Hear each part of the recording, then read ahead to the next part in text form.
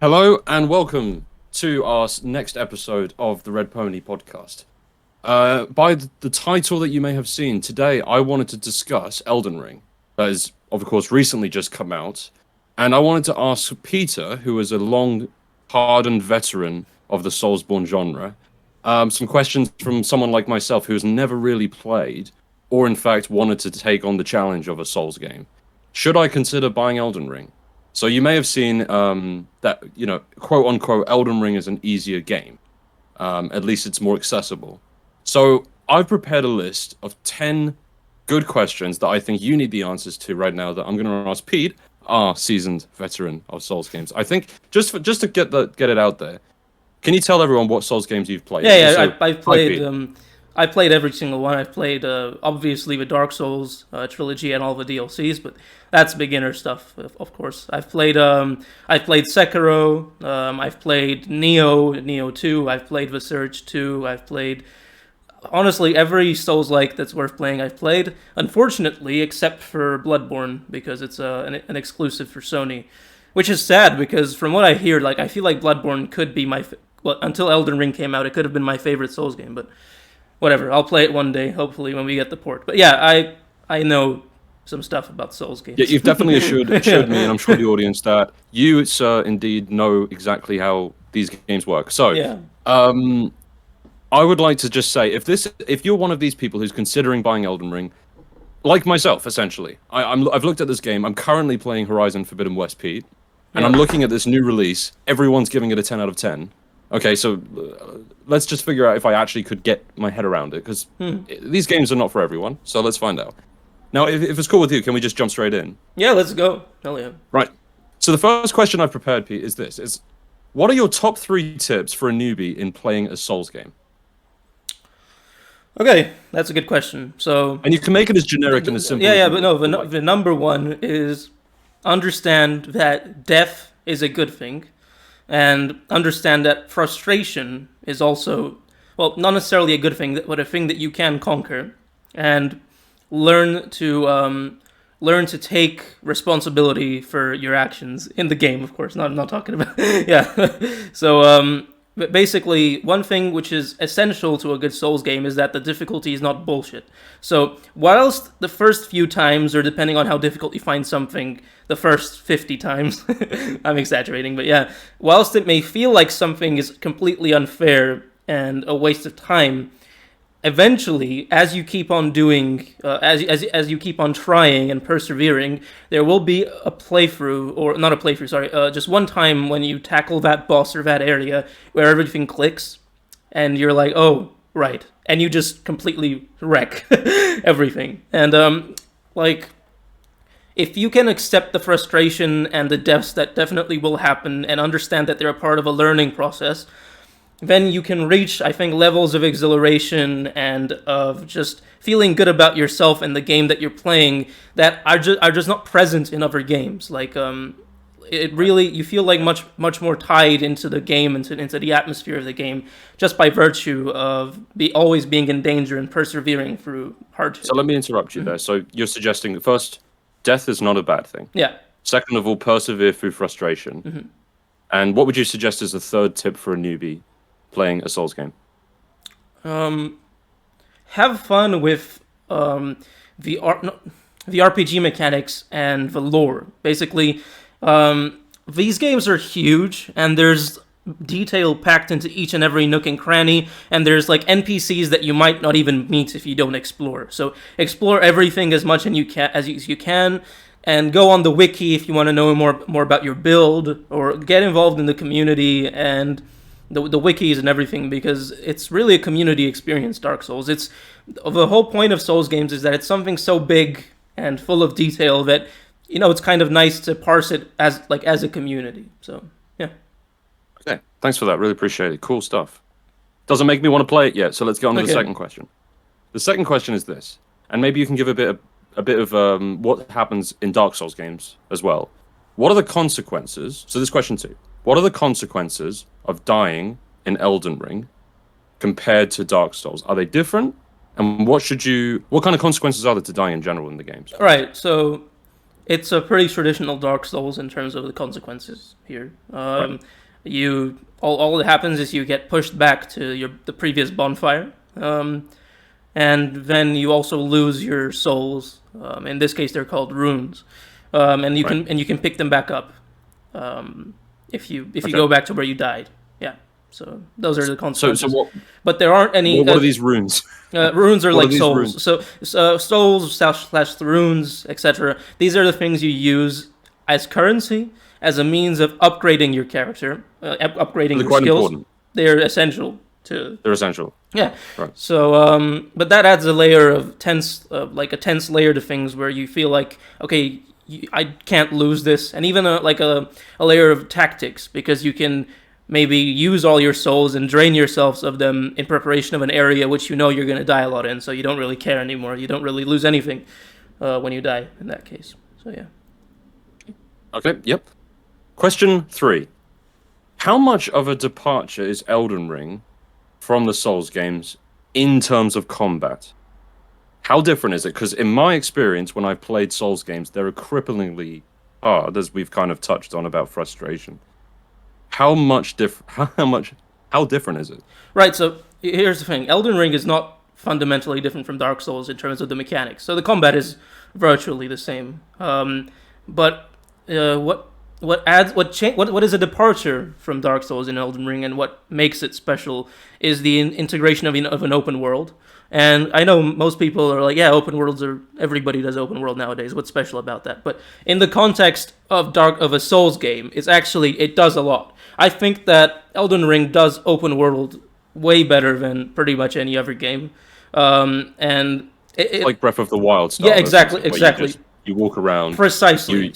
You find something unique, and this is just from what I've read, by the way, and what I've seen. Yeah, it's the exploration is not crap. Like, it's not, oh, let's go do this and get some collectibles and blah blah. It's like exploration feels really relevant, and the fact that you're always in danger makes it even more special, and it kind of captures that giddy like sense of being a child where everything is interesting and you just want to go see what's here and what's there, and there's never something which is lame. Like, it's always something interesting, and there's always work put into it. So that's what's cool. But anyway, in terms of how it impacts the difficulty, there's plenty of shortcuts and ways to skip battles in Elden Ring just by virtue of the open world. You can literally skip the first like big castle and 2 bosses in the game. Like, there's this place called Stormvale Castle, and you can literally, I'm not going to spoil it, but there's a way you can skip it if you're struggling with it. Anything that's not anything, but a lot of things that are too difficult, you can skip and come back when you feel more capable of doing them. Right. You can farm, and there's a lot of freedom in the game, and that's what's really special about it. Yeah, I think that's inviting for a newbie. It's still difficult, though, isn't it? So you have to. Yeah. I mean, it's difficult. Sure, it's a difficult game. Yeah. It almost makes me think. This isn't a question, by the way, but if you've got, say, a full-time job, kids, or you're getting older and your reflexes aren't so good, or one of these things, maybe this game still isn't for you. That's I still disagree. Kind of I fundamentally disagree with that. Just because it's difficult, that's good. We want that. Just because it's difficult doesn't mean that it takes over your life. It's not a MOBA or an MMO. You know, those games are like competitive multiplayer games where you have to be in it. The meta always changes, and it always changes. And you got to have the red dot sight. You got to have the right camouflage. No, but I mean, like in stuff like Dota or League of Legends or in WoW, sure. Those are, I think, the real time churners, because of the nature of how it's multiplayer and everything. Now, for those games, you probably do need to not have much responsibility in your life, other than that. But for Dark Souls games, it's not really like that. You can jump in and jump out whenever you want. There's nothing that forces you to always be playing, because they don't have that business model. It's a single player game that costs $60, and it's just a single player experience. It's actually £50 in the UK on the PlayStation Store, which I thought was really good. Because usually the new PS5 games are $69. I think it's a matter of the exchange rate. Pound is always more valuable. I don't know. I thought it was considerably cheaper, and I commend them for that. So just to put it out there. But yeah, move on to the next question, if I may. Just the fact that it's single player means that you don't really need to dedicate time, but you will end up doing it just because you'll enjoy it so much, I think. No, I understand what you're saying. Yeah. So Fair point. Okay, so this question I think will give you a bit more freedom to explain a bit of what you find to be the most fun approach to playing the game. Again, from the context of someone who hasn't really played many Souls games or who lacks experience, what classes would you say, because there's many classes, of course, in the game, what classes are historically quite good for a new player? Okay. This is gonna be And what interesting. information do you know so far about Elden Ring on what classes are the best? Okay, so this is going to be an interesting conversation because you won't expect this. Classes don't mean shit, okay? Or they do, but let me explain this. Classes in this game don't lock you out of anything or give you like anything. Classes are just stats. It's basically the classes determine how your early game experience will be, and it gives you like a minute head start on where you eventually want to get in the end game. But most Dark Souls veterans do is they pick the Deprived, which is the one with the least stats at the beginning, which gives you complete freedom to build your character the way you want. All it is stats and flavor, pretty much. So can I interrupt? Would you say that it largely becomes irrelevant after you get Exactly. past a certain point? Like for newbies especially, but even for veterans in some games, it matters a lot in the early game because you got to kind of know what you're doing. And what would you say early game is? How first long? 15 time? to 20 hours. Oh, it is quite a bit of time then. At least the first act of the game. Yeah, exactly. Yeah. Okay. Because I think it's important to just get straight. That's probably the point where a lot of people who aren't too keen on these games will drop out. 20 hours. So what you're saying is your class does matter actually for the first act. You should have some care. If you're new at the game, you should kind of pick around what you think you're capable of. So generally, there's a meta here as well. Normally in Souls-like games, if you're a newbie, you pick the knight. You pick the dude who has a sword and whacks it in people because it's just yeah. However, in this game, it's like a Demon Souls thing because I also played Demon Souls. Just I haven't played the remake. The original. I haven't played the remake. Yeah. I really want to play that new one, but it's great. It looks so beautiful. It looks good. Yeah. So what was I saying again? Sorry, I forgot now. You were saying about the knight. You were. Oh yeah. So in this game, however, magic is quite overpowered. So if you want to completely wreck in the early game, you should pick like a spell blade or something like that, which is what I picked. The prisoner, which is a spell blade, and that gives you access to both melee, high dexterity, and magic. And magic is quite fucking overpowered in parts. Especially, I have this ability called the Glintstone Wave, I think it's called. And there are parts in the game which are supposed to be difficult because you get attacked by a fuck ton of mobs at the same time and it's supposed to scare you. But this thing just sends like a wave like that expanding outward. So I just line them up and kill them all like in two hits.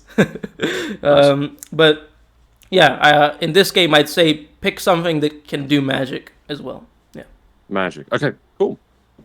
My next question, we kind of already started to talk about this, but as you said, there has been an implementation of a brand new open world into the Souls game. I just wanted to get your take on maybe the pros and the cons of this. You've kind of already touched on the pros, but if you want to go on, feel free. But is there any issues with that? I'd like to know your general and be honest about it if there are any criticisms for it. In terms of the open... One thing I was wondering, just if I can add to this, is maybe you'd lose track of certain things. If you're, going to one boss, I'll come back here. I understand there's no map markers pretty much whatsoever. There are map markers. And you can add your own markers as well.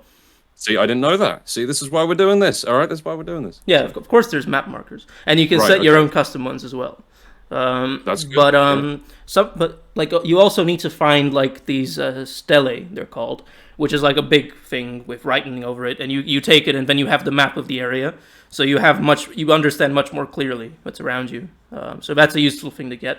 But yeah, you do lose track of stuff, but I don't really think that's a real con. Like it's just a big game, and you forget stuff sometimes. But yeah, that is a thing that happens. Sure.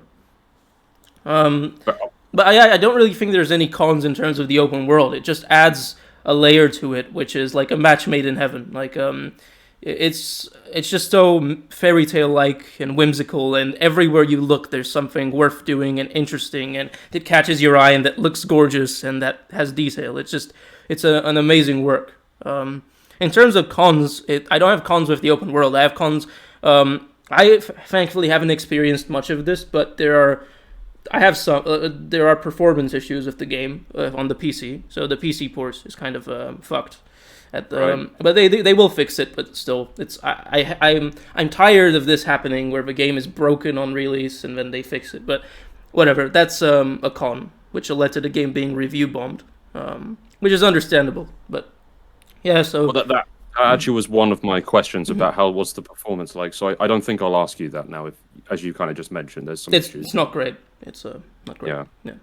From what I understand, correct me if you know different. I think it's running pretty well on PS5 and Xbox. It's running well. It's running pretty well on the consoles. It's PC where a port is fucked. It's just there's just strange FPS drops on PC, which is always. And there's stutters and hang-ups. And in a game like this, you don't want your game to stutter, especially in a boss battle. So God. Yeah. So actually, I thought now I think I've got 3 questions here. The last 3. On boss battles, because it's really the most critical thing in the game that puts a lot of people off, at least for me. Yeah. Because I'm always struggling with that concept of trying to learn the high learning curve, beat them, etc.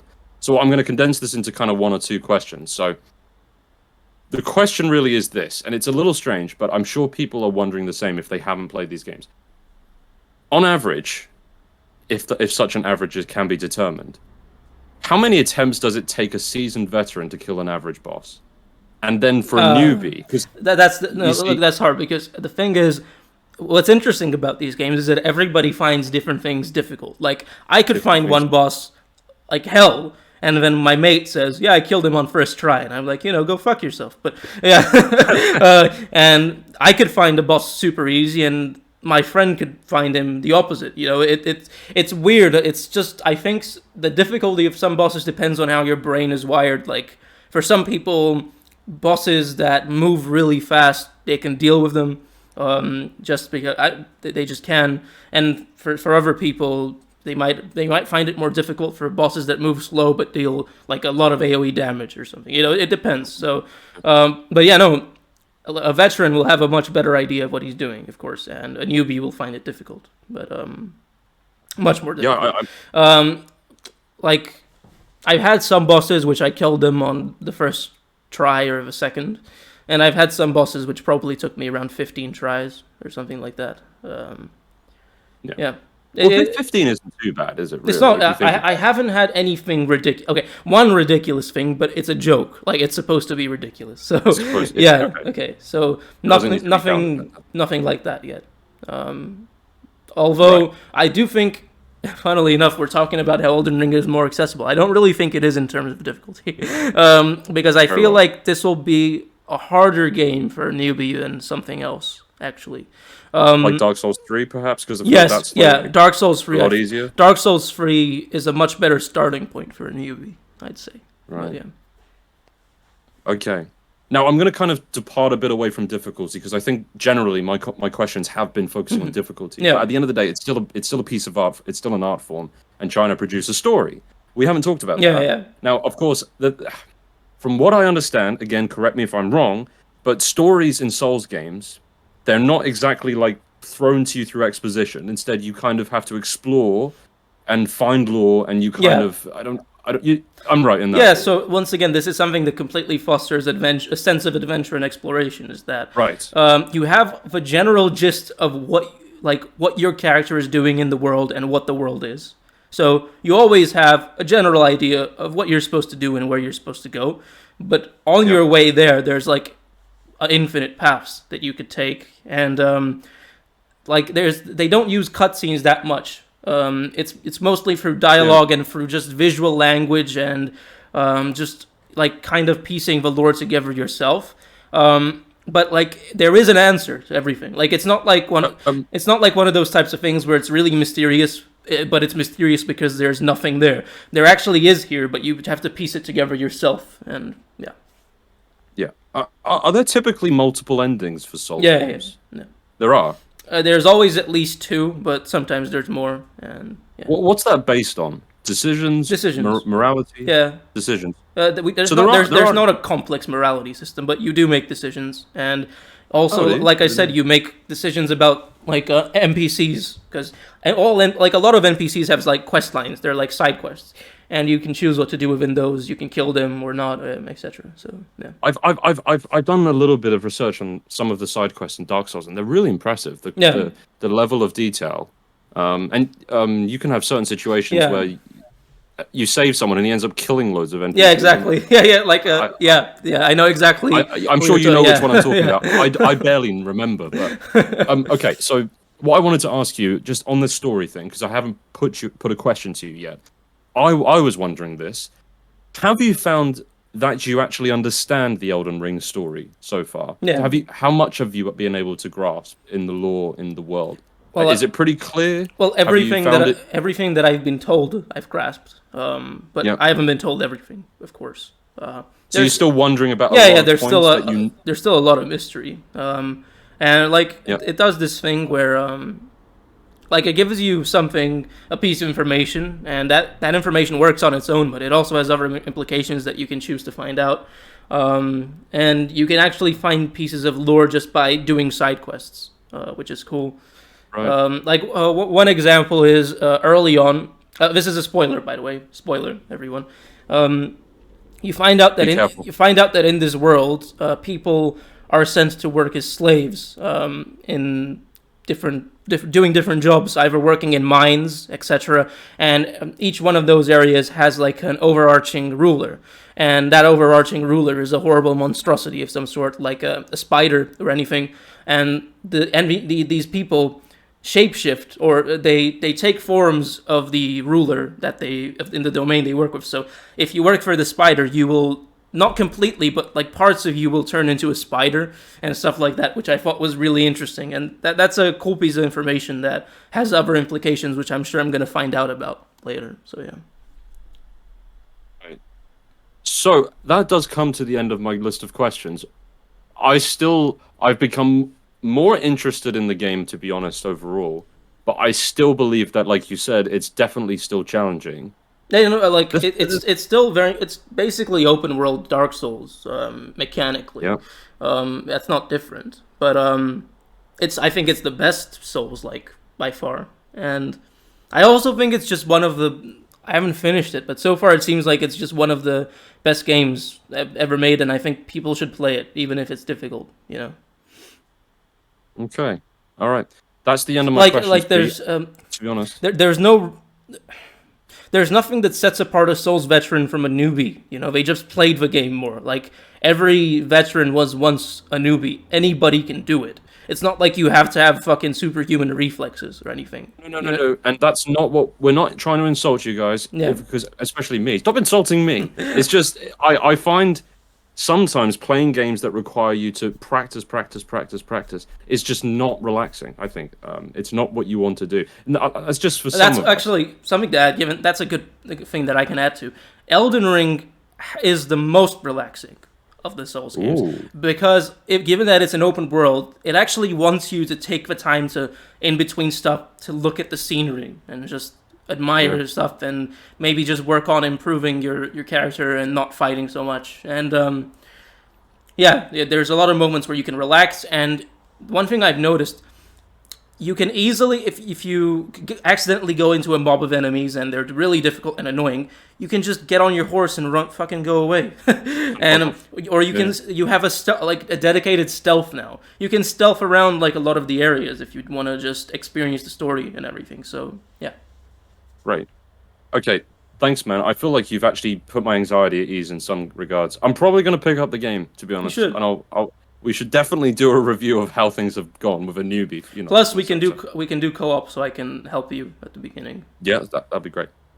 So part 2 of this podcast, you and I, you especially suggested we just do a little parallel discussion about open world design. Mm-hmm. And as I've been playing for Horizon Forbidden West, and I'm about 6 hours in, and you're about the same or maybe slightly more with Elden Ring, we should just have a quick little chat about open world design and seeing how these 2 latest AAA games are doing. Would you like me to go first? Sure. Yeah. And we could break it down by some points we kind of realize. So, again, if you're not interested in this conversation, thanks for joining us, but we thought it would be just a little bit interesting. just to have a little No, look no, at what. you should stick around. This is going to be interesting because, like, no, it is because I Damn think right it like will be. because both games are good, like great open world games. Yep. I think, and I think talking about open world games is important now because we've seen so many different variations of them. Yet, rarely do we ever get an open world game that deserves to have that formula. A lot of games just use it as an easy way out, and that's bullshit. And we should talk about specifically like a list of things that what makes an open world game actually good. And yeah. So Yikes. Okay, so where should I start then? Where should I start? What I was thinking of doing is talking through the mechanics of what Horizon Yeah. Forbidden West has. Yep. Okay, so it does have a Ubisoft system at the base of it. It has a heads-up display that shows you markers of where to go for each mission. Surprisingly, I'm sure you'd agree. But what it does use, of course, is from the first game, the focus system, which allows you to find new areas of exploration which are not identified. But, having said that, there is a fully integrated map that does have question marks everywhere. yeah. And it shows you where robots are everywhere. That's not to say the game is bad, but to say the open world is anything probably like what Zelda Breath of the Wild was like, or what Elden Ring is like. It's just not fair to say. This game is great, but the open world is lacking in terms of the way it guides you. Right. So yeah. So Let's start with that's that. one contrast. Like Elden Ring, like whilst there's a map and you can, that there aren't markers by default. Like you have to find everything yourself, and then there's markers. But yeah, you always don't really know exactly where to go. You have a general idea and you give it a shot. You know, and I feel like that's something that's missing from a lot of open worlds now games, and it feels really good to just figure out a map by yourself and move around using landmarks and that kind of thing. Elden Ring also has a nice mechanic where you can find bits of like notes in the world which give you some obscure description of a place where something is happening or where you might find something, and you got to find it yourself. And I like that. I think that's really cool. Well, I would say that you have to really put a lot of extra time into your development to have an open world where you don't need a goddamn compass that says go here, because you have to. Well, you have to use. That's an excellent point. That's probably the reason why a lot of games don't do that, is because it's not just taking out the map markers and saying, okay, we've done it. You have to be an expert at designing the world so that it all makes sense and meshes together, which is it takes extra effort. So yeah, You have to create awe, and you have to make people want to go to certain Yeah. areas. That's not easy task. That's not an easy task. Mm-hmm. I wanted to add though, in terms of what Horizon does do, and that is kind of like Elden Ring, you will occasionally, in using your focus, which by the way, if you don't know, is a piece of tech that shows you the environment through an interaction that the main character has to technology or to climbing, whether you can climb anything, mostly robots. It's an interaction mechanism. Sometimes you'll get this purple hue pop up when you're using the focus, and it will signal to you something interesting is in that direction, which is kind of it's slightly unique. So you would travel in this direction, Pete, and then you'll find a huge new robot that you haven't seen before, just killing people. That's cool. And you get there, and then you have to take it down, or you can run away. You don't. That's the best part of like this type of stuff. That reminds me of another thing. Spoiler again for Elden Ring, but there's this part where you're just walking in the forest somewhere.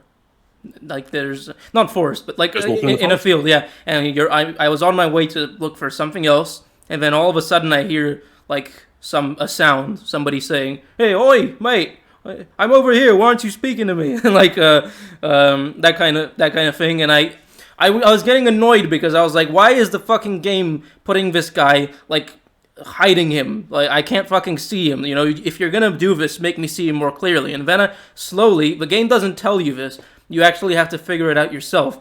I noticed that the sound is coming from a fucking bush. A bush is talking to me. Oh god. Yeah, like a little tree. And then I realize, okay, I'm gonna try hitting it, see what happens, and then poof, it like evaporates, and like a dude is in it. And then that starts a whole new quest line, and that was like something I just stumbled upon, which is That is not that is a great implementation of exploration. Yeah. But it also is a hallmark of the fantasy trope that Elden Ring is. Yeah. You can't really have that in Horizon Forbidden West.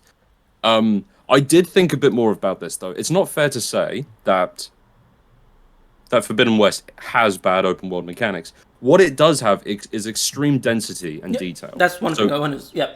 Yeah. So this is something that you'll see if they don't adopt this Breath of the Wild tactic.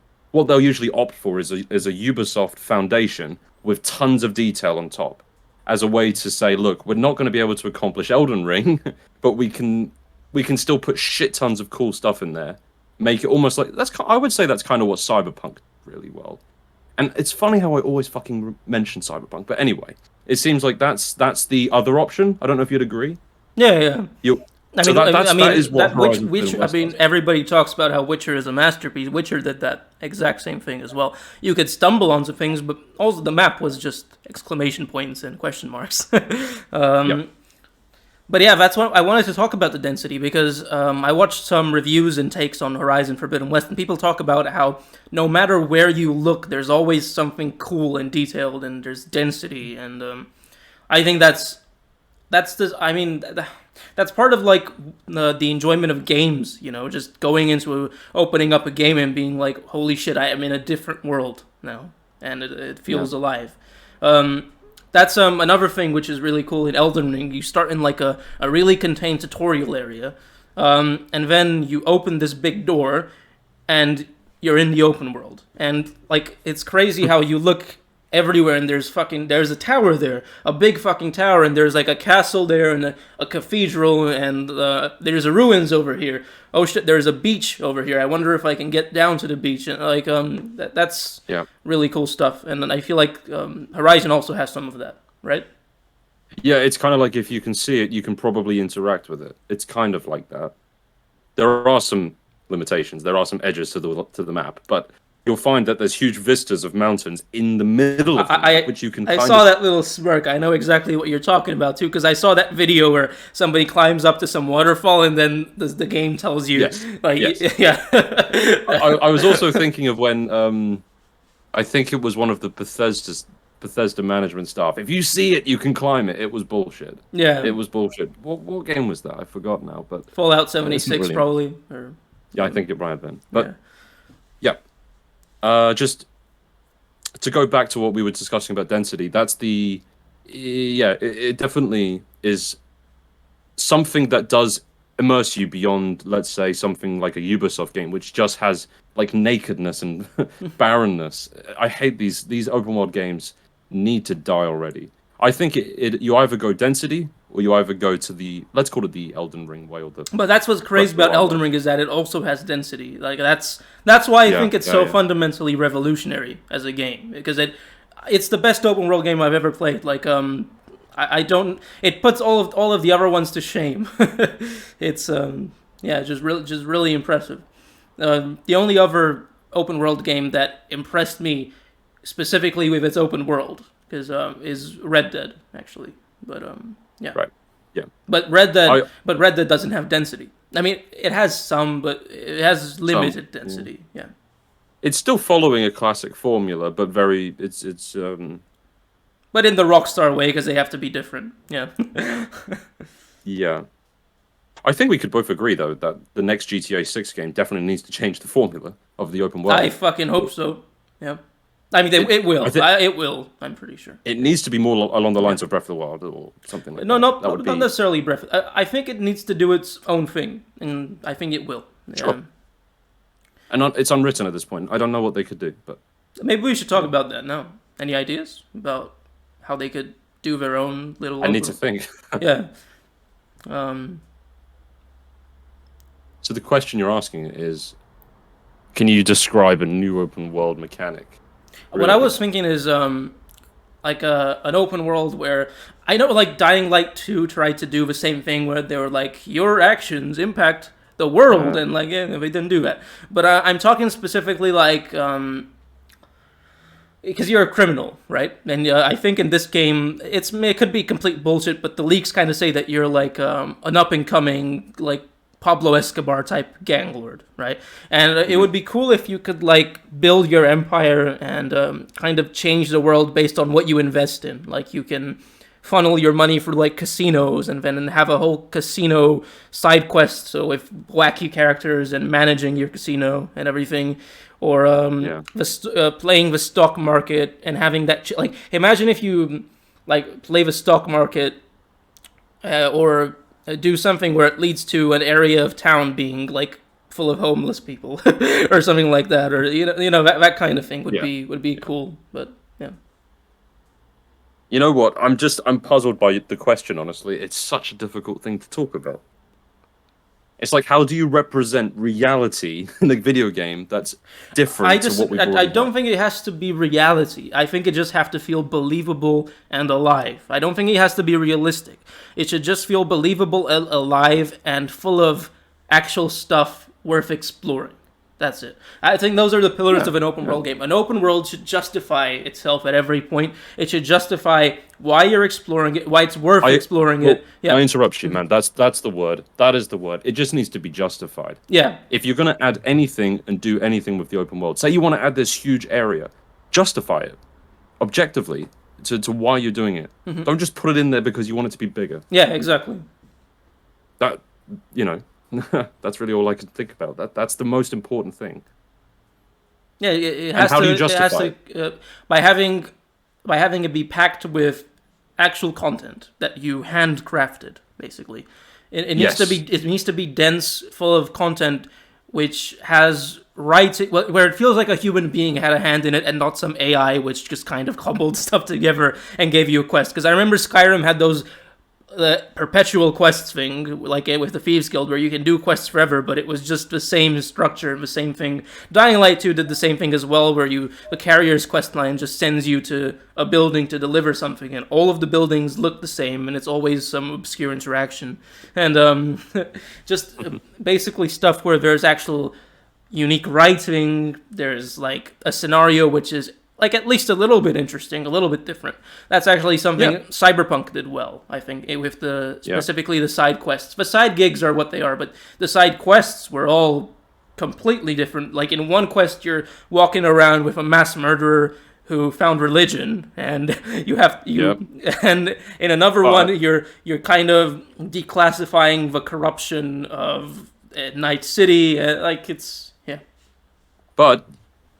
But let's work on this. This is some really interesting gaming open world philosophy. The problem with Cyberpunk, to use that as an example, is it doesn't justify some of the huge spaces it created. So you'll have areas where there is not handcrafted, as to use your words, handcrafted content that has been written in a good way. Let's say, I can't remember if you use any the side gigs, but in certain big areas, it's just empty. Yeah. So that was my biggest complaint, is that a lot of the Pacifica and a lot of the Badlands are just large, empty wastes. Yeah. There's nothing in them. But I still think it does a better job than a lot of other games. Every single side gig actually has a story, which you can read about. It's in the text, and some of, like I said, some of the side gigs even you uncover stuff like the Militech versus Arasaka war that's coming. It's still better than others. The one thing that I'm now thinking and realizing, it's a slight criticism to Forbidden West actually. Whenever you interact with an NPC, with a side quest or what it may be, you'll have a short conversation, and then afterwards you'll get options to discuss some things, to learn more detail about what's happening. Yeah. I don't like that. It's pointless. It's exposition through questions through the character. Yeah, I don't like it. Do it how Mass Effect did it. That's the way you do it. Mass Effect you also wanna, you want to ask a question. Well, in Mass Effect, and for some of the decisions, you'd ask a question and it would have consequences, or there would always be decisions. Or like Disco Elysium did that so well, where there was a danger to asking everything you wanted to ask, because people would think of you in different ways, and it could even lock you out of certain quest lines because you were just too much of a maniac for that one person. Like Disco Elysium is one of the few RPGs where it's like, maybe you shouldn't use all of your dialogue options. Maybe consider a little bit. Yeah. It makes you feel so three-dimensional because Yeah. not only do you have to think about where you go and what you do, you have to think about what you say and how you skill your character. Yeah. Everything matters. Yeah. And that's what immerses you so much. Yeah. I would also say that not every game needs to be Disco Elysium because, of course, sometimes you just want to kill huge machines in Forbidden West. Yeah. And you sure. want to explore the beautiful vistas. But for the future of open world mechanics, yes, they should think more about everything matters. Everywhere you go has to have meaning. But the problem is you're talking about money, more development Not time. literally everywhere, but Most of the at time. least, what about 40%? 60% is, easy stuff that you can pad, and then 40% is really good. Like, at least that, because I feel like a lot of games nowadays, it's like fucking 10% or 15% is, like, Yes. worth, Like, especially with Ubisoft games. Because the thing about Ubisoft games is that there's like, maybe 20 hours in there, which are really fucking good. But those 20 hours are interspersed over, like, 100 hours, It's like, yeah.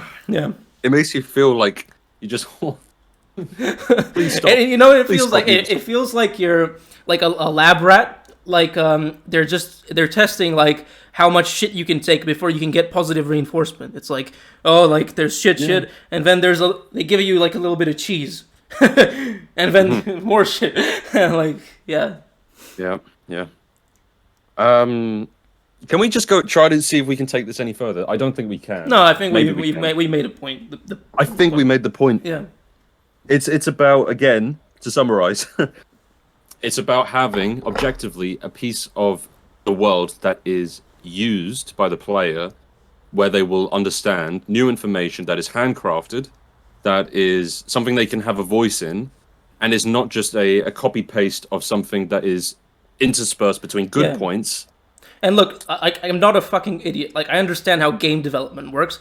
Everyone reuses assets and copy and paste stuff because it's necessary. Like, making a huge game is hard. You can't take fucking 25 years to make a game because that's not financially viable. But like, there's plenty of ways to be clever about your reusing your assets so people don't notice. Like, every game reuses them, but the point is to be clever with how you do that so people don't notice and still feel like the world is unique, But once again, that takes effort, and that takes talented people, talented designers who can think around this type of stuff. Do you also think part of it is that writers are not given enough attention or finance or power in the development stages to have their influence? Well, I wouldn't say so. I think in gaming, actually, writers are quite free nowadays, actually. I don't know. I don't know either. It's just completely hypothetical. Just thinking, do the writers have the opportunity to... Once again, this is not really about writing. It's about design. You need good designers. I feel like it's both, but writing is what the design is based off, Sure. I don't know. It's just thinking that a lot of the times you'll find NPCs and other open world games that just aren't interesting and their stories are very linear. You have to consider that also this whole idea behind having good writing and believability in games is... I don't want to say new, but it's relatively new. Generally, up until now, gamers did not give a shit about whether the writing is good. They just want a fun game that maybe looks nice. We've had like a artistic renaissance of gaming recently. It's blown up where you can do anything with gaming. You can convey anything you want, and it's, I think, the most exciting, the most profitable, and the best form of entertainment at the moment. But we've kind of gone the other way now, where because it's so big, we have more companies involved, and we're starting to get duller again. But we still get stuff like Elden Ring every now and then. Yeah, but then you get the hallmarks that come out. Yeah. Right. I've just been thinking a little bit to finish this podcast off. God of War Ragnarok open world. Thoughts? Not necessary.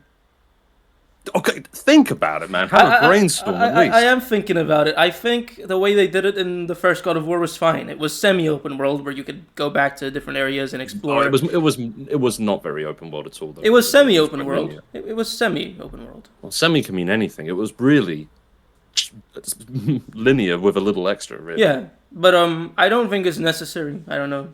for God of for. I don't think everything needs to be open world, and I think God of War, this new God of War is one of those things which doesn't need to be like that. It should stay like in the almost Dead Space-ish type way it is. Right? Yeah.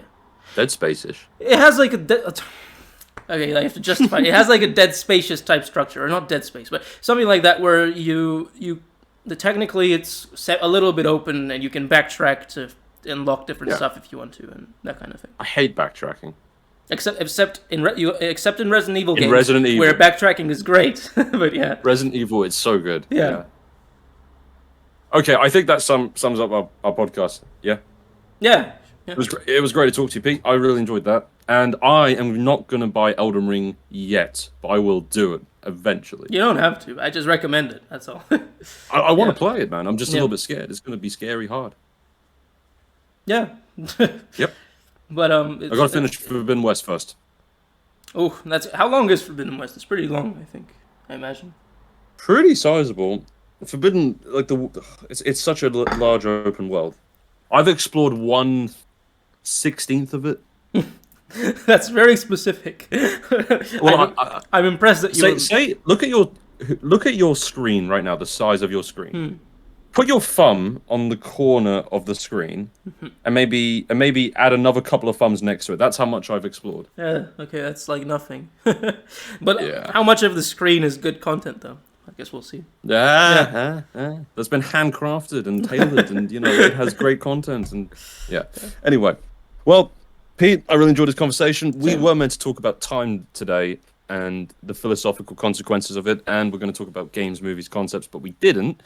Because Elden Ring, you won't stop playing it. So yeah, I won't. I won't. Yeah. Are you threatening me? Yeah, we'll talk about some other stuff next week. Thanks for checking us out.